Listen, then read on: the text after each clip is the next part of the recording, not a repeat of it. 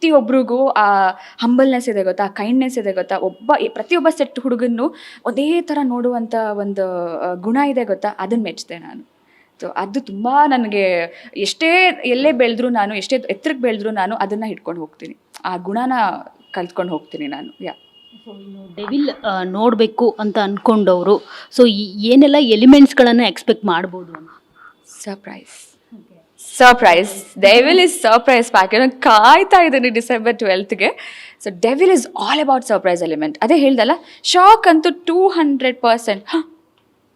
ಯಾಕೆ ಹಿಂಗೆ, ಅಯ್ಯೋ ಇದೆಲ್ಲ ಇದೆ, ಎಲ್ಲ ಇಮೋಷನ್ಸ್, ಖುಷಿ, ದುಃಖ, ಸಿಟ್ಟು ಎಲ್ಲ ಜೊತೆಗೆ ಬರುತ್ತೆ ಈ ಸಿನಿಮಾನ ನೋಡ್ತಾ ಇದ್ರೆ. ಸೊ ಸಿನಿಮಾ ಮಾಡಬೇಕಿದ್ರೆ ಏನಾದರೂ ಅರ್ಜೆನ್ಸಿ ಅನ್ನೋದಿತ್ತಾ? ಬಿಕಾಸ್ ದರ್ಶನ್ ಸರ್ಗೆ ಅಕಸ್ಮಾತ್ ಏನೋ ಆಗ್ಬಿಡ್ಬೋದು, ಏನೋ ಡೆವಲಪ್ಮೆಂಟ್ ಆಗ್ಬಿಡ್ಬೋದು ಅನ್ನೋ ಒಂದು ಇದರಲ್ಲಿ ಟೆನ್ಷನಲ್ಲಿ ಏನಾದರೂ ಅರ್ಜೆಂಟಾಗಿ ರಾತ್ರಿ ಹಗಲು ಮಾಡಿರೋದು ಉಂಟಾ ಅಂತ? ಖಂಡಿತವಾಗ್ಲೂ ಇಲ್ಲ.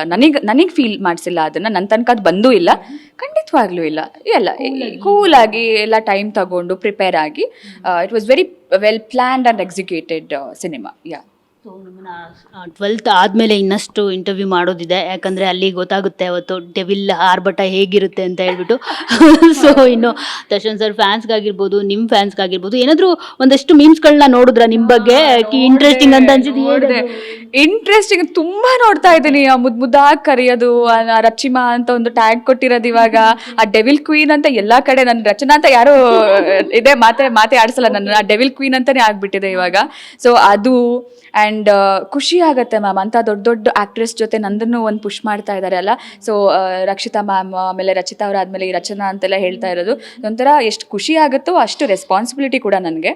ಸೊ ಖುಷಿ ಆಗುತ್ತೆ, ಅವ್ರು ಅಷ್ಟು ಖುಷಿ ಪ್ರೀತಿಯಿಂದ ಮಾತಾಡಿಸ್ಬೇಕಾದ್ರೆ, ಒಪ್ಕೊಳ್ತಾ ಇರಬೇಕಾದ್ರೆ I am happy and I am grateful. ಎಲ್ಲ ಕಡೆ ಸಿಕ್ಕಿದ್ರೆ ನೀವು ದರ್ಶನ್ ಸರ್ ಫ್ಯಾನ್ಸ್ ಆಗಿರ್ಬೋದು, ನಿಮ್ಮ ಫ್ಯಾನ್ಸ್ ಆಗಿರ್ಬೋದು, ಹಾಂ ಏನು ಹೇಳ್ತಿದ್ದಾರೆ?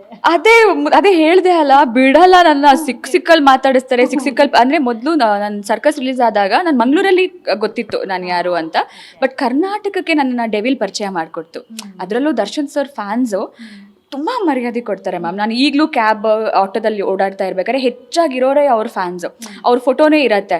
ಸೊ ನಾನು ಮಾಸ್ಕ್ ಎಲ್ಲ ಹಾಕೊಂಡು ಹೋಗ್ತೀನಿ, ಎಲ್ಲರೂ ಪೇ ಮಾಡಬೇಕಾಗತ್ತೆ, ಮ್ಯಾಮ್ ನಿಮ್ಮೆಲ್ಲ ಮ್ಯಾಮ್ ನೀವು ಒಂದು ಫೋಟೋ ಅಂತ ಹೇಳ್ಕೊಂಡು, ಈಗ ಅದು ಸ್ಟಾರ್ಟ್ ಆಗ್ತಾ ಇದೆ.